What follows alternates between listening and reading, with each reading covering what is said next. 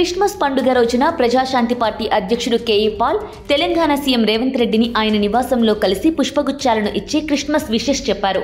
Revanth Reddy CM అయ్యాక మొదటిసారిగా Paul వెళ్లి కలిశారు. తెలంగాణలో నివసించే క్రైస్తవులు ఎదుర్కొంటున్న కొన్ని అంశాలను రేవంత్ రెడ్డి దృష్టికి తీసుకువెళ్లినట్లు తెలుస్తోంది. వచ్చే ఏడాది జరిగే లోక్సభ ఎన్నికల్లో టికెట్లను కేటాయించాలని విజ్ఞప్తి చేసినట్లు చెప్పారు. రైతుల సంక్షేమానికి చిత్తశుద్ధితో కృషి చేయాలని కోరానన్నారు. అపరిష్కృతంగా ఉన్న సమస్యలను పరిష్కరించాలని కోరగా రేవంత్ రెడ్డి సానుకూలంగా స్పందించినట్లు తెలుస్తోంది.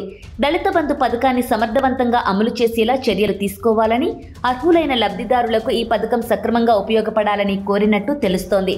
జనవరి 30న హైదరాబాద్లో జరిగే గ్లోబల్ పీస్ సదస్సుకు హాజరు కావాలని రేవంత్ రెడ్డిని ఆహ్వానించారు కేఏ పాల్. ఇందుకు కావాల్సిన అనుమతులను మంజూరు చేయాల్సిందిగా కోరగా సీఎం సానుకూలంగా స్పందించారని చెప్పారు పాల్. ఈ సదస్సుకు హోంమంత్రి అమిత్ షాతో పాటు పలువురు నాయకులను ఆహ్వానించినట్లు చెప్పారు. క్రిస్మస్ పండుగ రోజున ప్రజాశాంతి పార్టీ అధ్యక్షుడు కేఈ పాల్ తెలంగాణ సీఎం రేవంత్ రెడ్డిని ఆయన నివాసంలో కలిసి పుష్పగుచ్చాలను ఇచ్చి క్రిస్మస్ విషెస్ చెప్పారు. రేవంత్ రెడ్డి సీఎం అయ్యాక మొదటిసారిగా పాల్ వెళ్లి కలిశారు. తెలంగాణలో నివసించే క్రైస్తవులు ఎదుర్కొంటున్న కొన్ని అంశాలను రేవంత్ రెడ్డి దృష్టికి తీసుకువెళ్లినట్లు తెలుస్తోంది. వచ్చే ఏడాది జరిగే లోక్సభ ఎన్నికల్లో టికెట్లను కేటాయించాలని విజ్ఞప్తి చేసినట్లు చెప్పారు. రైతుల సంక్షేమానికి చిత్తశుద్ధితో కృషి చేయాలని కోరానన్నారు. అపరిష్కృతంగా ఉన్న సమస్యలను పరిష్కరించాలని కోరగా రేవంత్ రెడ్డి సానుకూలంగా స్పందించినట్లు తెలుస్తోంది.